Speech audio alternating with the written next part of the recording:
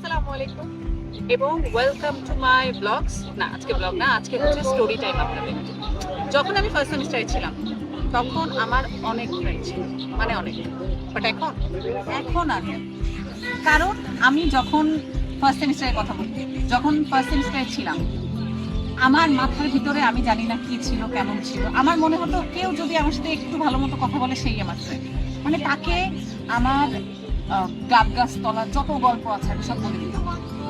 But after some time when I realise যে না, মানুষজন এরকম না, সবার সামনে এরকম কথা বলা যাবে না, তখন বুঝতে পারলাম আসলে সবাই ফ্রেন্ড হয় না, শুধুমাত্র আপনি আপনার friend। আর কিছু কিছু জিনিস বাদ দিয়ে দিয়েছি।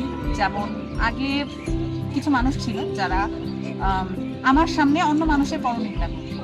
তো আমি ভাবতাম আরে আমার ফ্রেন্ড, আমার একেবারে বেস্ট ফ্রেন্ড এরা, পরনিন্দা যেহেতু অন্য মানুষের ব্যাপারে করছে, so this is a very good thing, it is a very good sign. তাহলে তো ওরা অবশ্যই আমাকে অনেক ভালোবাসে। বাট না, যে মানুষটা আপনার সামনে অন্য কোনো মানুষের ব্যাপারে পরনিন্দা করবে সেই মানুষটা কোনোদিন ভালো হয় না।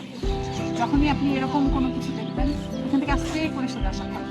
কারণ যে মানুষটা অন্যের ব্যাপারে এভাবে কথা বলতে পারে সে আপনার ব্যাপারেও বলতে পারে। আজকে এটা স্টোরি কম ছিল, মোটিভেশন বেশি ছিল। বাট দ্য ফ্যাক্ট ইজ যে আমাদের জীবনে অনেক সময় এমন কিছু হয়, আমাদের মনে হয় যে আচ্ছা ঠিক আছে, কষ্ট হচ্ছে, ছেড়ে আসতে পারছি না, বাট ছেড়ে আসতে হয়।